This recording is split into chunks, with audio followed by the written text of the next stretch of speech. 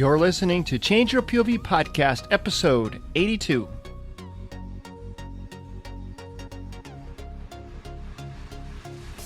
There's no pressure to talk, about your issues on the first trip, second trip, whatever. We don't have a limit yet on the number of trips you can take or whatever. So we encourage people to come out. But anyway, we'll go out on the boat, we'll fish. And if you want to talk, if you want to get some stuff off your chest, you want that professional help that's out there for you, cool. If not, we can shoot the shit, talk about war stories, whatever you want to talk about. It could be a silent trip if you want.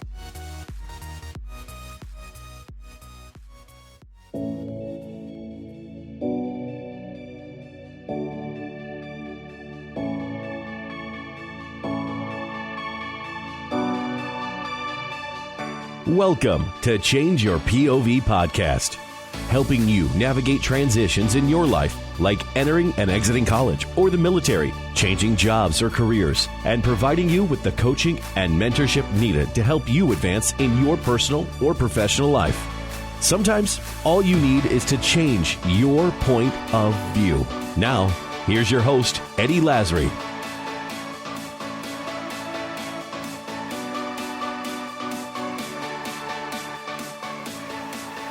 Hello, folks, and welcome to Change Your POV Podcast. I am your host, Eddie Lazary. And I'm Bennett Tanton. And we are on the phone with Dan Brown, the CEO of Homefront Fishing. He's a Sergeant First Class, I believe, 3rd Corps, right? Isn't that what we said? 85th Civil Affairs Brigade. Which brigade? 85th Civil Affairs. Oh, 85th Civil Affairs, which is a unit I've never heard of.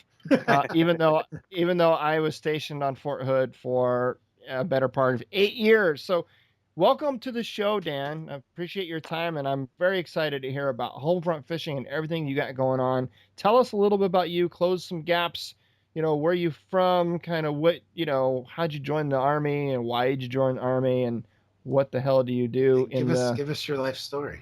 Yeah, man, your whole life story. Start when you were born. Damn, I'm getting old, man. You got enough time for this in this segment? Oh, well, me. I'm originally from Washington State. That's enough. All right, on to our first question. All right, good. I'm just kidding. Go Seahawks. Yeah, hell yeah, dude. Go Seahawks. Grew up an Army brat, so the Army was what I knew. I guess I was, just... I don't like to use the word destined, but it just kind of happened that way. I joined actually in New Hampshire.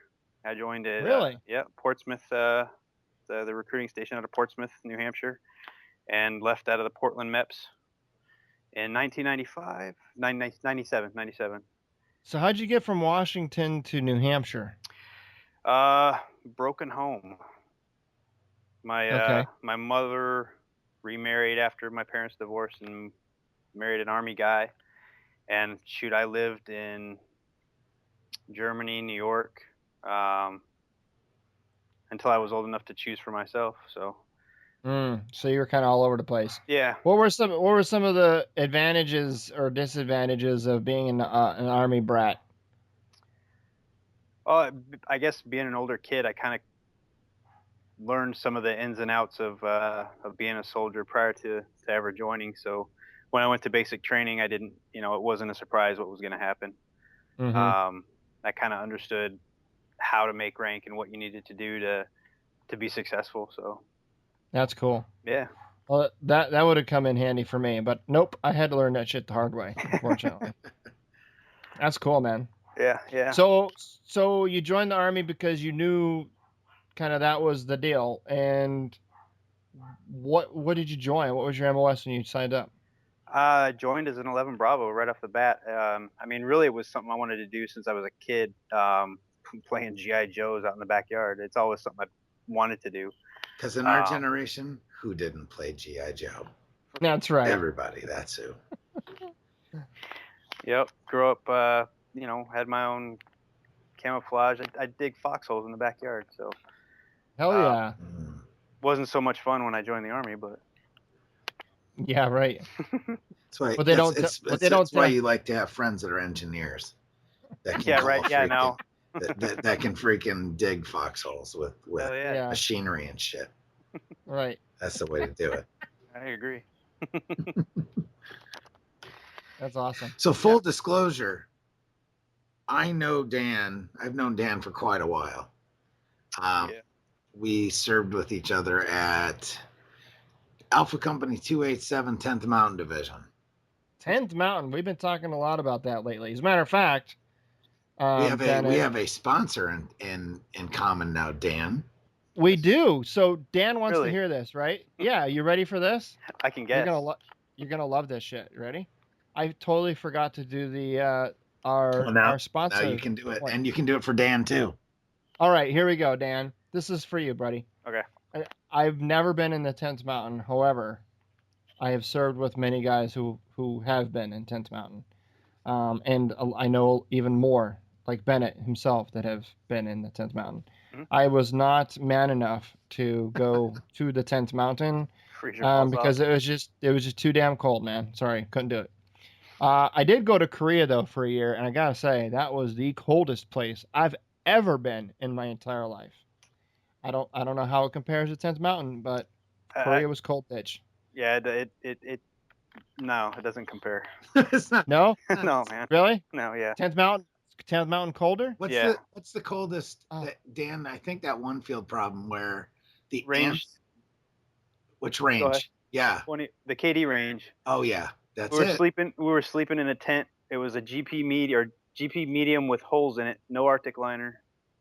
And my sleeping bag caught on fire because the fire guard fell asleep and the stove started leaking. Right.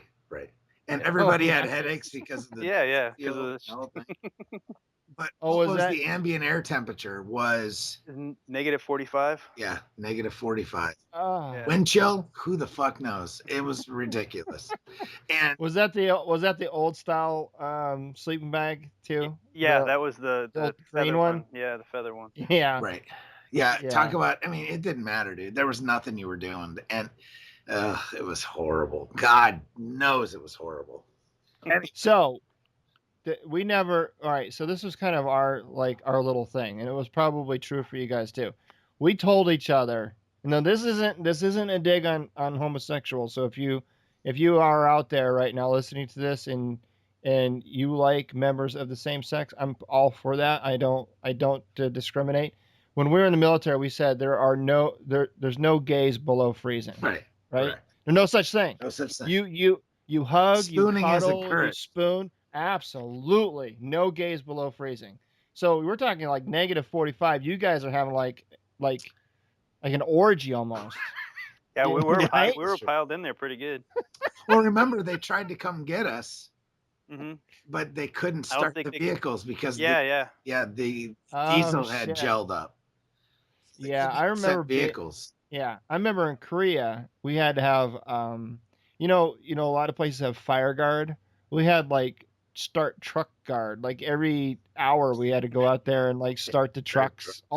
Like the whole motor pool we had to fire up. Oh my god, it was brutal. It was All terrible. right, so either way, we're getting a little off track. Oh, sorry. Where do we go down? We're not. Sponsors. That we have a sponsor that we're sharing now. Yes. Us and here it is. Fishing.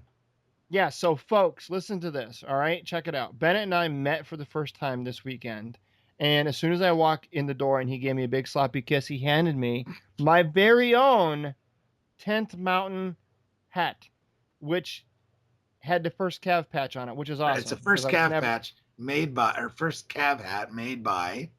by 10th Mountain by Apparel. Yes. Mountain Apparel. 10th Mountain. Hell yes. So they are now our sponsor because I got a hold of them. I said, listen, like Bennett's been telling me all kinds of great shit about your hat, and I believe him because I take his word for it and I trust the guy. But let's face it, I never met him.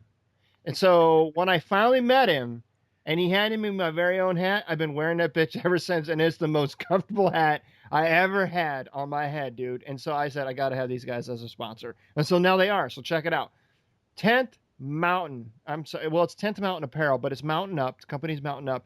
Is a military branded, inspired by the power and lifestyle of the 10th Mountain from World War II to modern times. You can find all kinds of shit over on 10th Mountain, like auto medals, clocks, dog tags, hats, hoodies, knives, license plates, man cave shit, mugs, shorts, signs, stickers, t-shirts.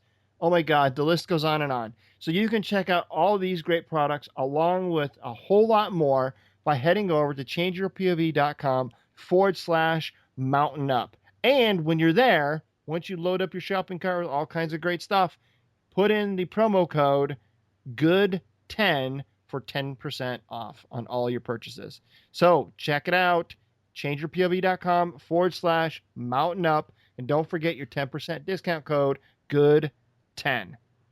So what do you think about that, man? I think that's great, man. And Hell It's yeah. it's a great company. I actually I met their CEO at 10th Mountain while he was recruiting officers. I went in there to go talk to him about moving over to the dark side. It just so happens. You're talking about Ryan? Yeah, Ryan. Oh, yeah.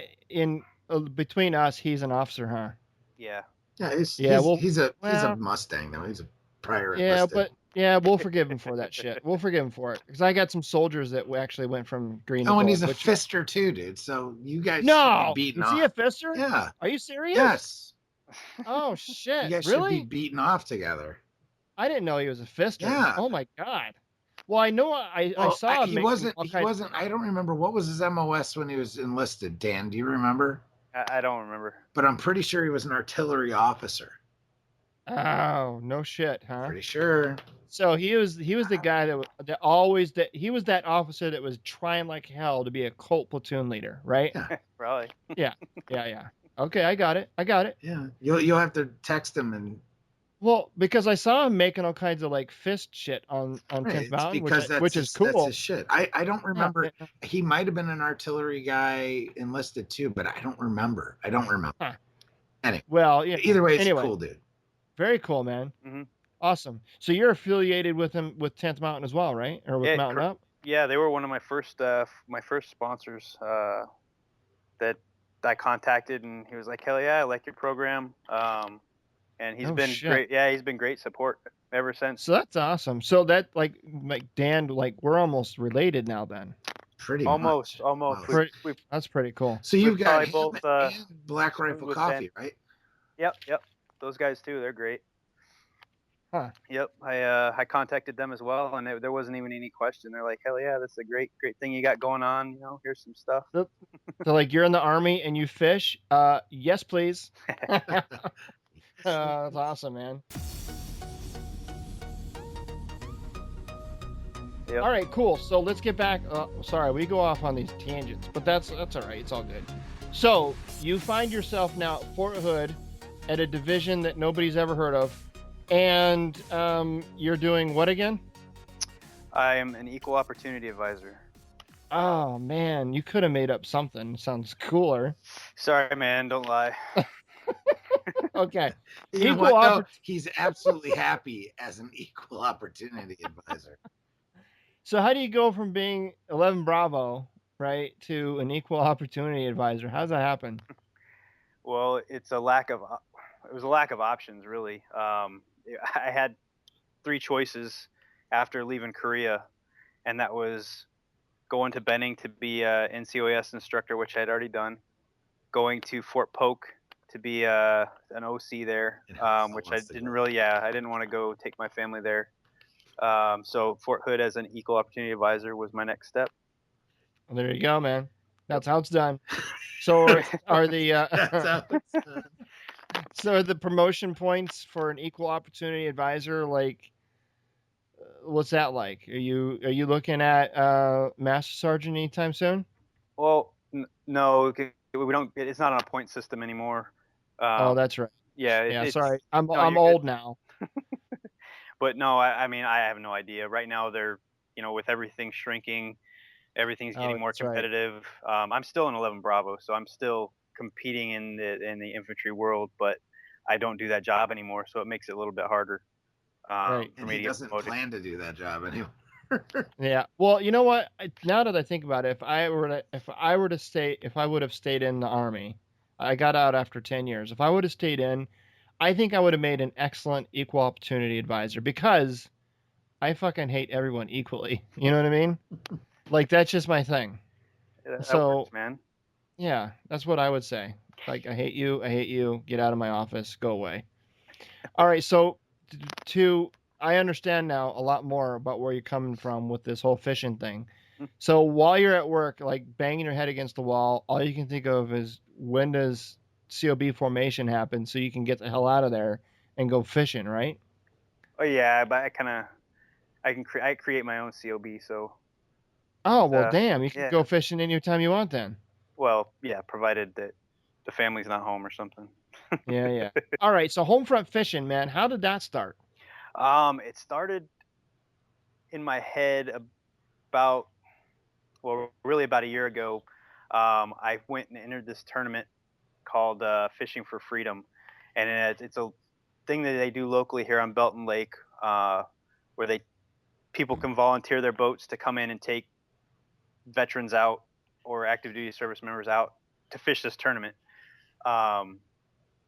And that last year was the second year that I did it. I didn't want to do it the first year. I'm not really big into going into those, let's thank a veteran type programs. Mm-hmm. I don't feel like I need a big thank you or anything, but my wife encouraged me to go, figured I'd meet some people, do a little fishing. And I ended up winning with my boater last year. We won. And I just kind of wanted to share the experience. I mean, once you've been in that community, at least here, that the angling community, it's really, I don't know, everybody was really friendly. It wasn't like an uncomfortable, putting anybody on the spotlight. Shoot, most of them were veterans. Mm-hmm. It was just really good. You BS with people, some old guys, you find other people that are still active. And I kind of wanted to do something more to kind of give back to the the angling community and the veteran community. So I started thinking and I came up with this idea to take veterans out. And there are other places that do that. I mean, home front fishing is not the only one, but I kind of wanted to take it a little bit further. So we took and I have a friend that I was working with, and she's a counselor here locally, and she's like, well, we could put a counselor on the boat to kind of help talk through some of the problems that these guys are having. And she talked to her boss at Counseling Solutions, which was my first sponsor. They're the ones that provide the counselors to us, or the counseling interns, to take out when we take the veterans or service members out. And then that's really how it started. It started with the Fishing for Freedom tournament, and I just wanted to kind of give back to the community and help out where I saw that there was a problem. And it kind of really fast came to where we are right now. Wow, we've got 3 different boats, 3 different counselors, and a matter of fact, I've got a client for Saturday lined up. So you got 3 boats, and I think the last time we talked, did you have 3 then as well? No, we only had 2. Oh wow! So how does that work? You have people that like own the boats that donate them, or do you own them? How'd you do that? No, yeah, it's one of the guys. He's a local around here that is pretty big into the tournament. He's actually the husband of the owner of the counseling agency that I work with, and then we've got me with one, and then another guy. He's getting ready to retire from Fort Hood after 20 years, and I just happened to run into him, and we started talking about it. He's like, "Hey, I got a boat," and so yeah, the people just volunteer their time on the boat. They have to go through a background check. They have to sign a contract saying, there's confidentiality on the boat. And I have to have certain insurance requirements and stuff, just in case somebody does get hurt. But yeah, they volunteer their time and their boat, and they take people out fishing with the counselor. So that's cool. So describe for us and the listeners out there, kind of without disclosing names or anything like that. Just describe for us, like, how does the setup from start to finish, like somebody contacts you, like how does that happen? Then you guys schedule something, how does that happen? Then you guys go out, who's out there, what gets discussed, like talk us through kind of an event. Okay, so well, there's how you really make the appointment is once you find out about it, you can call me and I'll give you the number, or you can look on my website, which is www.homefrontfishing.com. And what you do is you'll call Counseling Solutions at 254-519-1144, and you'll talk to Tiffany, and she'll schedule you an appointment to come in and talk to her. And really what you're doing there is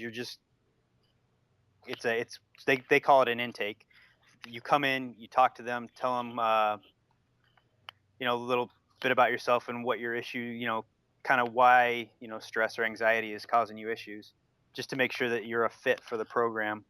And then they'll make an appointment, and you'll come out. They'll make an appointment with me, and all three of us will get together, and we'll go out on the boat and go for a 4-hour fishing trip on Belton or Stillhouse Lake, depending on where the fish are doing better at the time.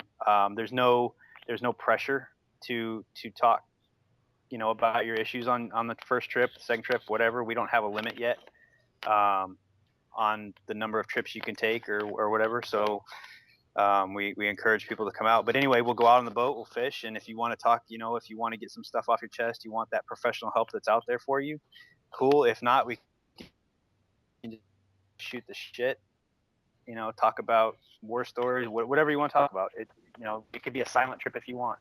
It's meant to get the veteran or the service member out there to relax, just time out of the hustle and bustle of regular life, and we come back. And Yeah, if so you want to come back, cool.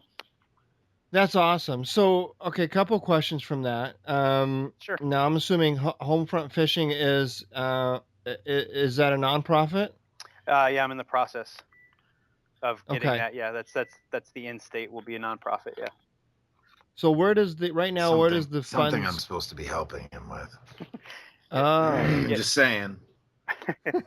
Yeah. Well, so go ahead. yeah, where does the money come from for? Because I mean, obviously the gas for the boat and maintenance for the boat, and I don't know if the counselor gets paid through Homefront Fishing or if that's through the. So explain to us a little bit about the business side of it and kind of where the funds come from and how it's funded. Okay. Well, right now the counseling, they're counseling interns. So can I just clarify what a counseling intern is real quick? Oh, sure, yeah. Okay. Well, I just don't want anybody to get any misconceptions about who they're talking to or whatever. But counseling intern is, at least here in Texas, is somebody that has made it through all the school requirements, the state testing requirements, all that. They're just getting their hours of their clinical hours done. So they can go off on their own and open up their own practice or whatever if they want. And get licensed, right? Right. Well, it's like a pre-license. It's a pre-licensing intern or They're already licensed, but licensed with a like an apprentice license. Yeah. It's you got like training wheels and shit. Kinda. It's a beautiful loophole, is what it is. Yeah. But yeah. So hold on. So this is really interesting to me. Really, I've never even heard such a thing. So I'm glad you brought it up. But here's like this pounding question in my head, and I'm sure if I have it, there's listeners out there that have it too, right? Sure.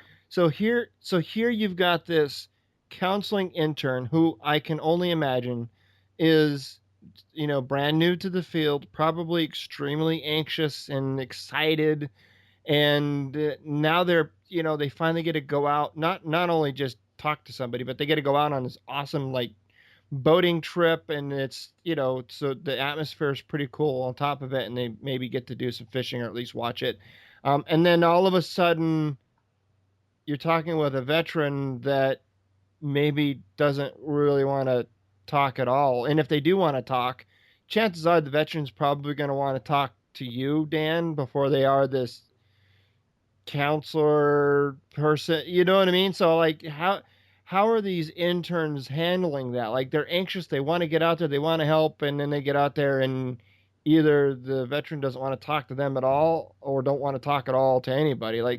Have you noticed there kind of a little bit of a dichotomy between that relationship, or you know what I mean? It would be one thing to have an 20, 30-year-old seasoned counselor that just gets it and is okay, you know what I mean? But these guys are you know what I mean? You know I'm going with that, right? Yeah, well, that's a cool thing about some of the ones that I have. one of my counselors is a prior service veteran. Okay. So that helps. Which are the people that we really need. Correct. Yeah, exactly. Yeah. And the other one is one of the other ones is a spouse of a veteran that has been in for 15 years. So she's already, I mean, she understands. I mean, of course, she hasn't been to combat or anything, but she understands the lifestyle, and I believe she's actually a military brat herself. But, and that's kind of where I come in. And when I was sitting down talking to the supervisor, the lady that owns Counseling Solutions, it kind of bridges that gap. Having another veteran there helps bridge that gap, so that if the veteran that is on the boat, you know, for the help, or for, you know, that's come along for the fishing trip, you know, needs to connect with somebody to get comfortable to talk, then I'm there for that. As well as the other boat captain that just signed on with us. He's a veteran himself. He's, like I said, he's just getting ready to retire. So that's how we kind of bridge that gap. And as far as the interns being fresh out of the thing, they've been counseling for a while already. They're not right out of school. They have to go. I can't remember I wish I knew, but they have a certain amount of hours that they have to fill. And Debbie's the name of the lady that is the head counselor at Counseling Solutions. And she makes sure that anybody I get can handle somebody with, you know, let's say somebody came on there with PTSD issues, or, you know, something like that.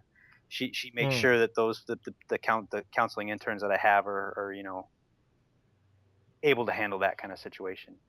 Yeah, so it sounds to me like you guys have really done your due diligence with regard to, you know, pairing up the boat captain with the counselor and the veteran, and it isn't just a hodgepodge of a, you know, happenstance kind of a thing. It sounds like it's a very well thought out, well done program. How long have you guys been doing this for? Only since May. Wow, man. Yeah.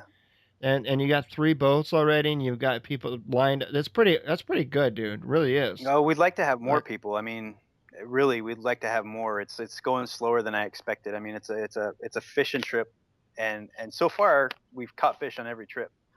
So I mean, I'm not guaranteeing you're going to catch fish, but I mean, it's a free fishing trip, and I know the lake pretty well. I'm really hoping to get a bigger draw. Yeah, so let's dive into that real quick. Sure. What do you do to advertise this service? Because, I mean, for those that aren't familiar with Fort Hood's a big place, man. You're talking, you know, 2 active divisions with 3 corps and a whole bunch of other elements and divisions like the one that you work for that no one's heard of. I don't know how many soldiers. We're talking, well, I don't know, over 100,000 troops. Well, the downside, I don't know how many. There's a good number of folks. Yeah, right. I couldn't tell you how many. I have no idea. I know it's a lot. Yeah, it's freaking huge. So, the potential customer is abundant, more so than any other military installation in the United States. So, what are you doing currently to drum up interest or business, and what do you need help with down the road? What are we doing now? We're currently word of mouth, on post. I've been passing out cards to the military family life consultants, which they've got those at each brigade has its own military family life consultant, which I just was able to last week, as a matter of fact, get the one that handles like at their counseling center. I handed her some cards, and they said they're going out like hotcakes, but we're just not getting any calls. We got Facebook, Instagram. I just started my Twitter account, which I don't really understand yet, but I'm working on it. Yeah, amen, brother. Amen. I agree. Twitter is like a freaking foreign language. Yeah. So I'm working on that. My balls. Same. So Dan, here's what I'm thinking. Right, this episode is going live next Wednesday. Okay. So a week from today. And I'm going to provide you with the actual URL, like the MP3 file. Oh, that'd be great. And so what I think might help you, obviously I'm going to advertise the shit out of this on like the 1st CAD Division, 4th Infantry Division, Facebook pages and all of our networks and everything like that. But I think if you were to put the, I'm going to do you one better. I'm going to are you familiar with the QR codes? No. It's it's that square. It's not a barcode. It's a square code that you can scan. Oh yeah, You know what I'm talking about? yeah. Okay, I know what you're talking about now. Yeah. So I'm gonna provide you with. Yeah, I'm gonna email you the QR code so you can print the QR code like on the back of your cards Oh, that'd or be great. anywhere, and people can just scan it, Mhm. and they'll immediately be taken to this podcast episode, and they could hear us talk about home front fishing and Nice. talk about, you know what I'm saying? Mhm. So it's just an easy way to spread the message so people can not only hear or read your material, but they can hear actually you, right, the guy behind the curtain, talk about home front fishing and kind of what it's about. So if you are one of those people that happen to get a hold of one of Dan's cards or pamphlets or flyers or whatever it is you got, and you scan the code and you're listening to us talk right now, then get a hold of Dan by the information that's provided in the show notes page of this episode. And we're also going to have at the end of this episode, we're going to go through the numbers again, Dan, and then give him a call, man. Get on the list and get out there and catch a damn fish, for crying out loud. Because some of us are living in places that don't have as good a fishing. That's for sure.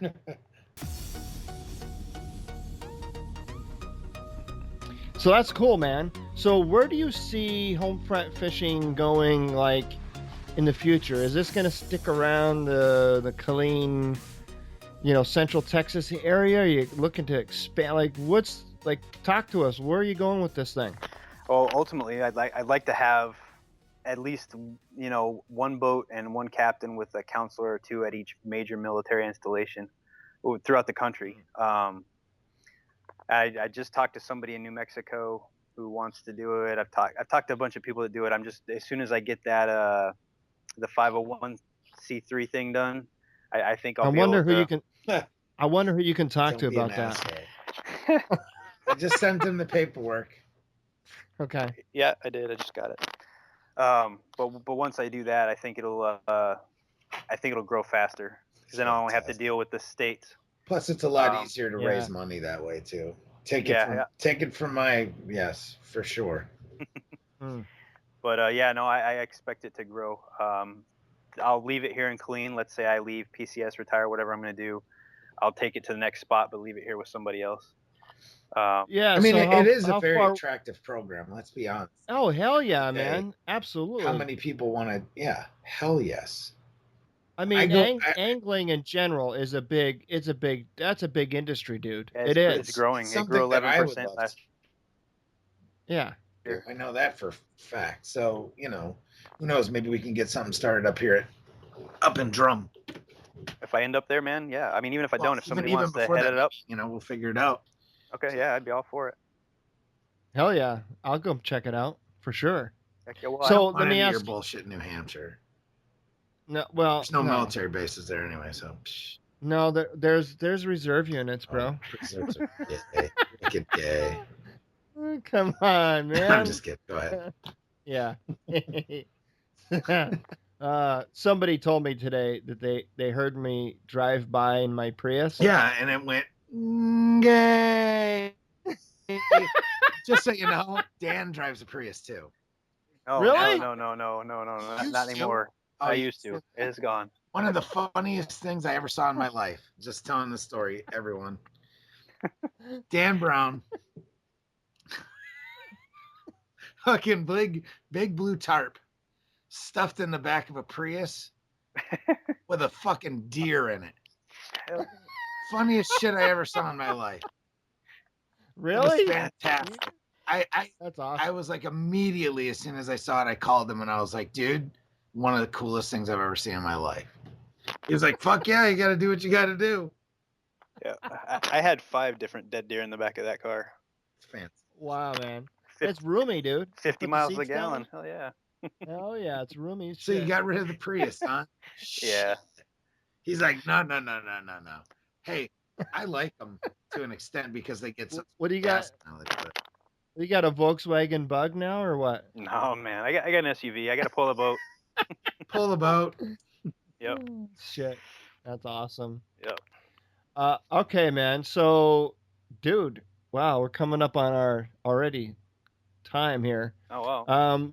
What's some other things about homefront fishing that you perhaps know about that Bennett and I are not aware of? Oh, wow. Like, you got anything like cool coming up in the near future, or do you have? I don't know, man. No, You tell me. What's going on? not yet. We've thrown around the idea of putting on our own tournament. Again, that's going to be, I think that the 501c3 thing will help me with raising that kind of type money. I'd eventually like to get like a deck boat or a pontoon boat so we can open it up to group counseling / Oh, that's fishing. cool. Yeah, but again, that'll happen I think later once I get the 501c3 status. Rubbing it in. You hear that? I'm just kidding. Yeah, You hear that? It's just a guilty conscience. I'm sorry. You go, Dan. You keep chucking his ass under the bus. I'm loving it. It's all good. It's all good. Hey, you still got my shelter half, Ben? Fuck, man. I think Phil Seals got it. Oh, I talked to him the other day. Oh, dude, he's great. He's got a kid. Yeah, I never thought that happened. Oh. Anyway, sorry. Anyway, yeah, we can't go down that road. But yeah, shelter. I got you. So, are you looking for that shelter half to clear CIF or what? No, man. It fell off my records. We're good. Yeah. Okay. Fuck. Because That's another story. I forgot all about that shit. dude, have you ever cleared Fort Hood CIF yet? No.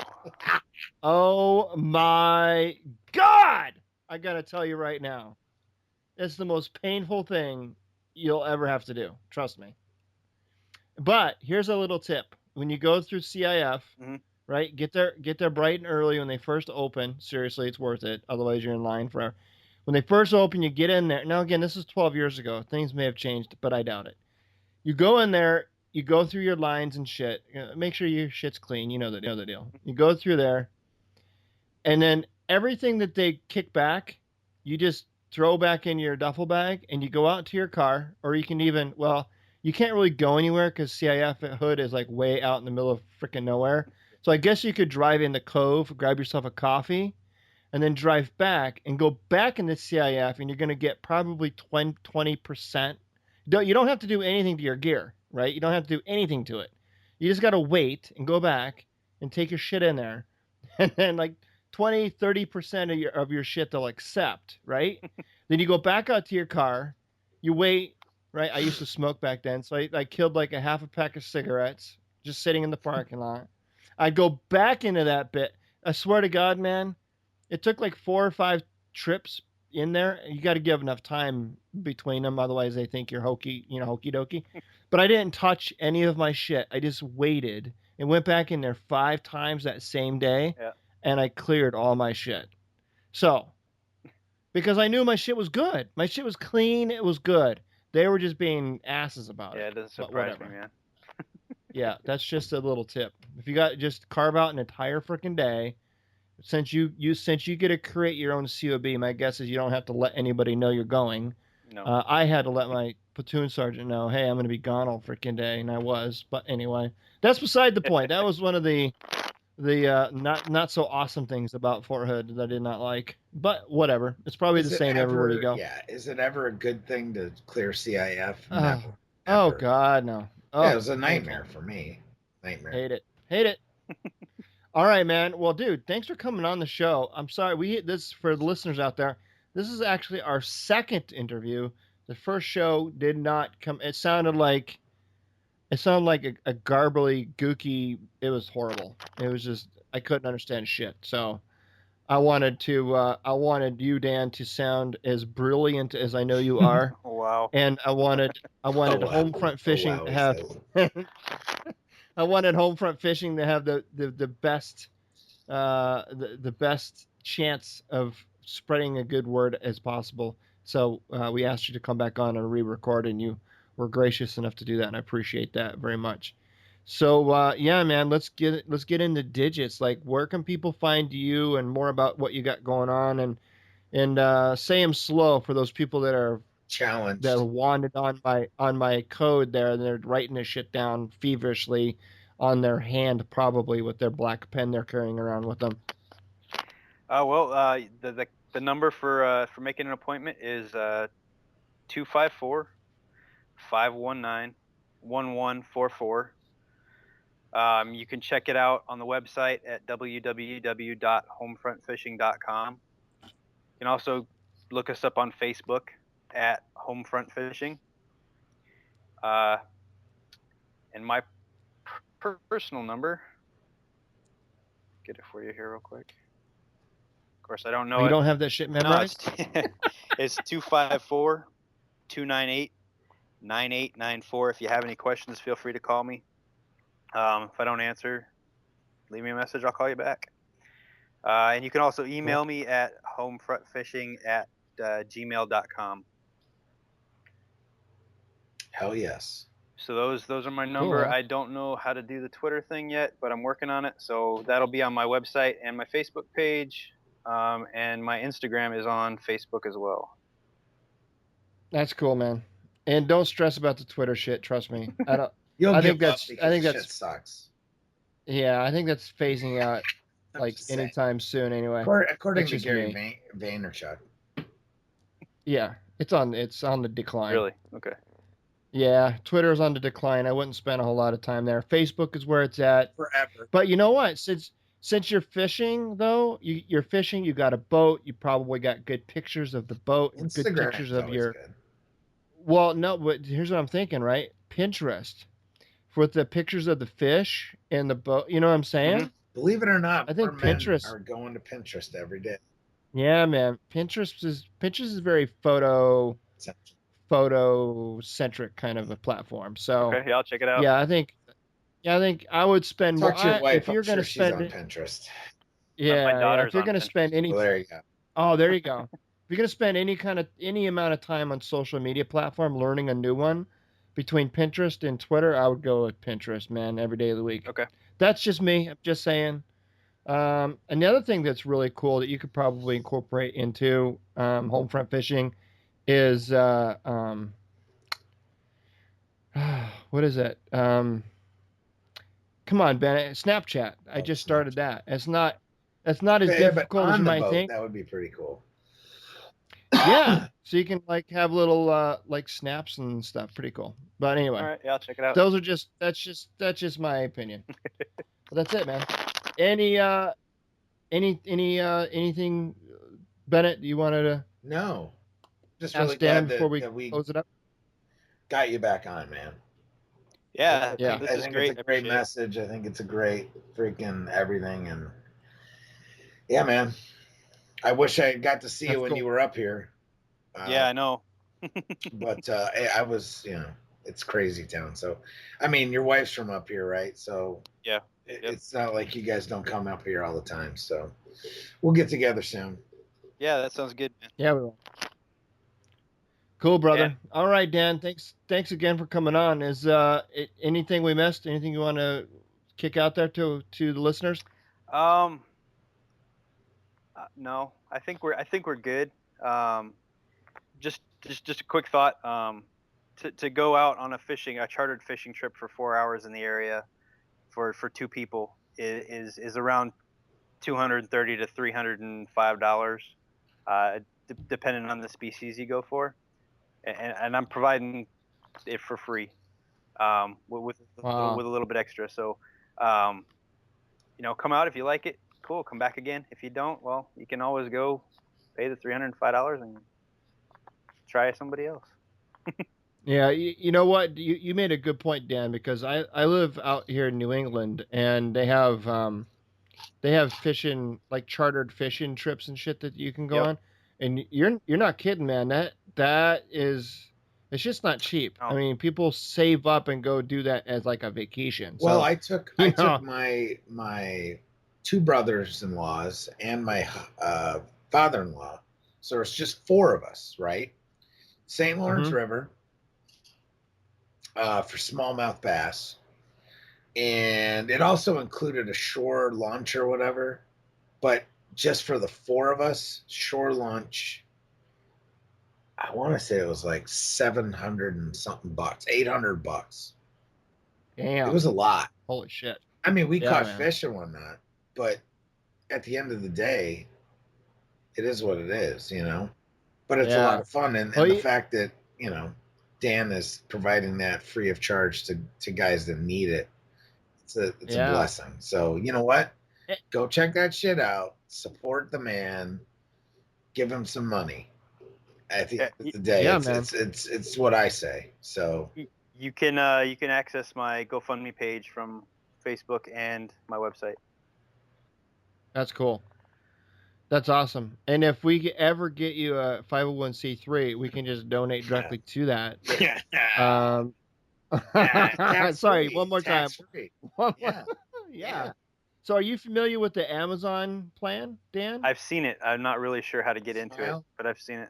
I'm not gonna say Yeah. I can So, help you with that, but I yeah. can't. So the way it I- works is once you have a 501c3 nonprofit, then or when I say anybody, right, can go on to their Amazon account and select whatever charity nonprofit we want. So yours would be listed once you have that 501c3. I think you got to get on there and Yeah, you do. register just so Amazon Amazon Smiles. You knows. got to get on. You have to register with Yeah, another. It's a 501c3 clearinghouse as well that verifies 501cs. Okay. yeah, And Amazon Smiles. It's Gotcha. it's a good program, and I've actually with Warrior Hall, I've actually gotten some money from there. So who doesn't shop at Amazon? We all Right. know people that right. shop at Amazon. So especially guys that are like deployed and stuff. So it doesn't cost them a dime either. It's just based off of whatever they buy, a portion of a percentage of what they buy, Amazon donates.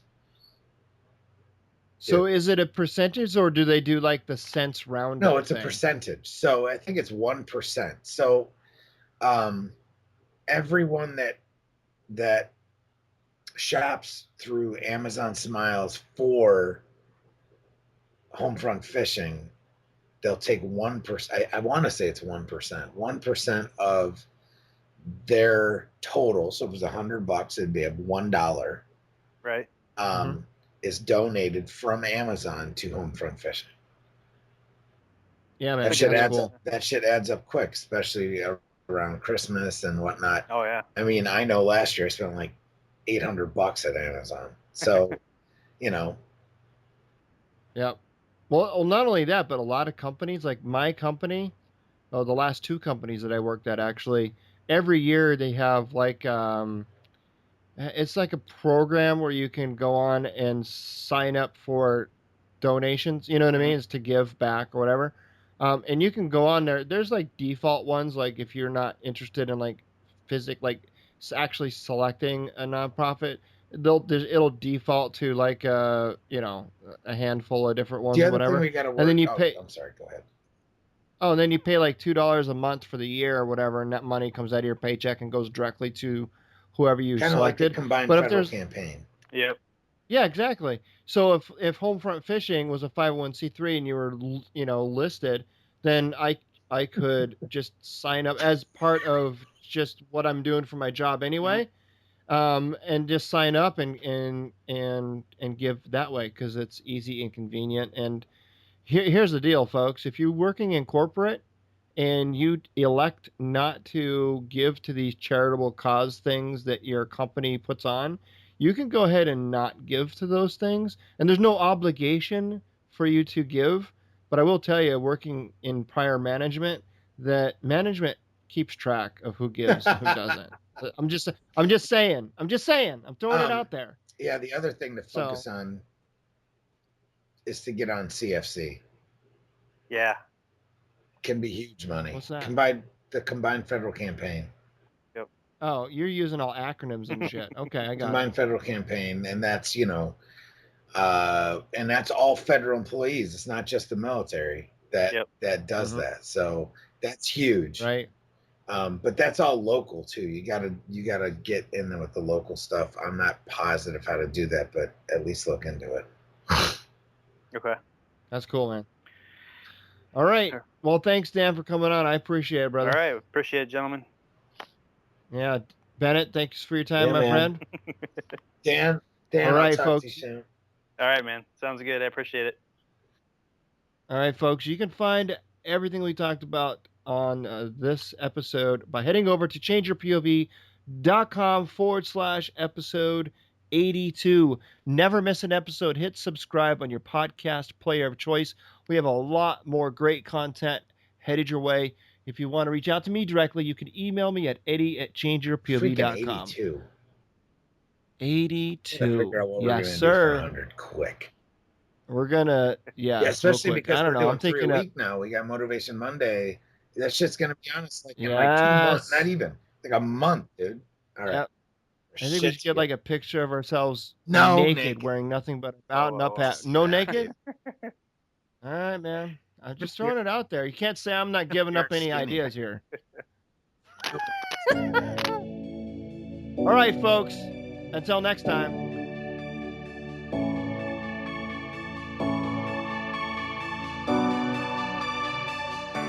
Thanks for listening to Change Your POV podcast with Eddie Lazary. Check out more content by going to changeyourpov.com. And remember, your ability and willingness to change your point of view will open doors of opportunity.